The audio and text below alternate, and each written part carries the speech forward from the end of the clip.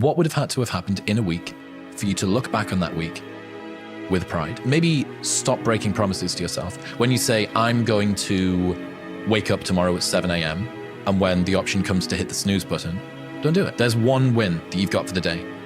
That's action. I think any person, any human realizes that if you want some kind of a good outcome, you're going to have to work hard for it. And if you don't work hard for something, you're not going to get an outcome that's really worth much. There's things that you can control. There's things you can't control. Now, I will tell you that human beings can control a lot more than they think they can. And oftentimes people say, that's not my fault. There's nothing I can do about that. And more often than people think, there is something you can do about it. My biggest fear, honestly, was, let's say this. Let's say, I don't care if you believe in God or not. I don't care. So let's just play a game with me. Let's say you're God. And we have a big, long line of people. And I made it to heaven. I'm 75 years old. I'm 300 pounds. I made it to heaven. I worked for Ecolab my entire life, spraying for cockroaches. That's what I did. But I'm dead. I'm in heaven now. And you're judging us all now. So we're in line. We're all sitting there in line. You have Adam Brown. He has a big board up, and you're talking to Adam Brown about his life. And you rip it down, and I'm next in line, David Goggins. I see my name, and I see all this, and God goes, hey, you say, read this, man. And I'm reading this list, and I'm seeing 182 pounds, Navy SEAL, Ranger School, motivational speaker, changing lives. Okay, man, pull-up record, all this shit. And I'm like, that's not me, man. And God looks at me and says, that's who you were supposed to be. We're built to walk uphill. And when you reach the pinnacle of the hill, you want to stop and appreciate the vision. But the next thing you want is a higher hill in the distance, because it's the uphill climb that it's from the uphill climb that we derive our value. And I mean this technically. So almost all the positive emotion we feel, especially the emotion that fills us with enthusiasm, and that's to be filled with the Spirit of God, by the way, because that's what enthusiasm means. That's experienced in relationship to a goal. Hard work actually works, and with virtually everything. It might not make you the best at whatever it is you're pursuing, but it will certainly make you better than you are. You're going to lose sleep. You'll doubt whether it'll work. You'll stress to make ends meet. You won't finish your to-do list. You'll wonder whether you made the right call and have no way to know for years. This is what hard feels like, and that's okay. Everything worth doing is hard, and the more worth doing it is, the harder it is. The greater the payoff, the greater the hardship. If it's hard, good. It means no one else will do it.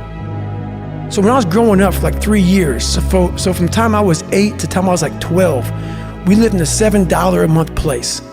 And what I call it is, I'm always paying rent in that $7 a month home. Every day of my life. I go back and revisit that place, because that place made me this good animal. That place made me this hard man.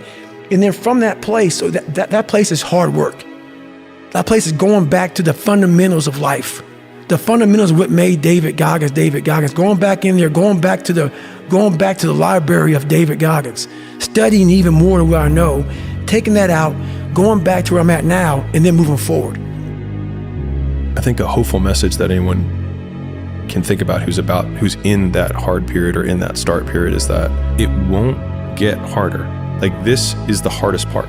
And so if you can just make it through this, everything else is downhill. It's not that the things that the dragons you're going to slay aren't going to get bigger. They are, but you become so much more equipped to slay them back.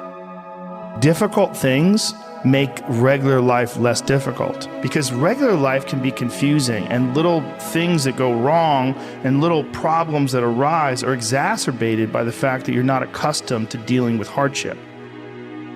You're lazy, you know exactly what to do. Because even me, in my state of, I can't read and write, I knew exactly what to do.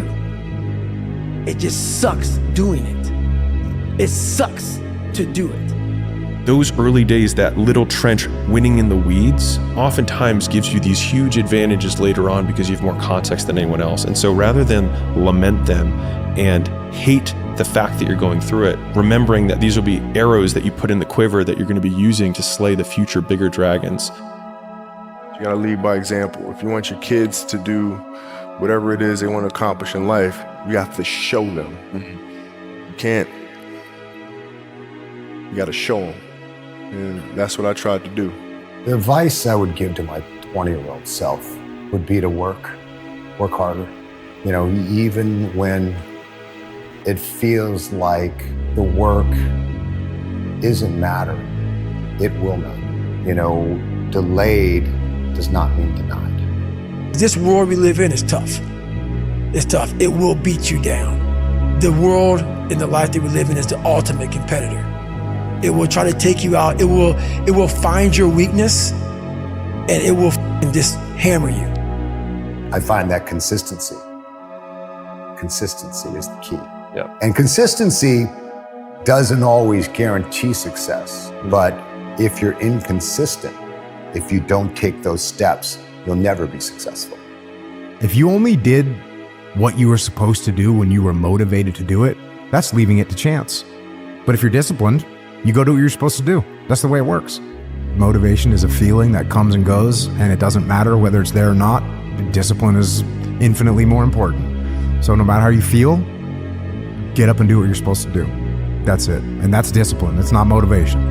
What's more beneficial, in fact, can serve as a tremendous amplifier on all endeavors that you engage in, especially hard endeavors, is to A, not start layering in other sources of dopamine in order to get to the starting line, not layering in other sources of dopamine in order to be able to continue, but rather to subjectively start to attach the feeling of friction and effort to an internally generated reward system. And this is not meant to be vague. This is a system that exists in your mind, that exists in the minds of humans for hundreds of thousands of years.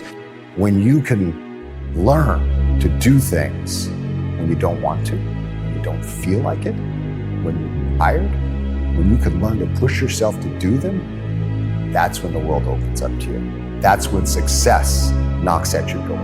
But if you can't, you'll never succeed, because I guarantee you there is some guy out there who's working when he's tired, who's working when he doesn't feel like it, who's working when he doesn't want to. He's gonna outwork you.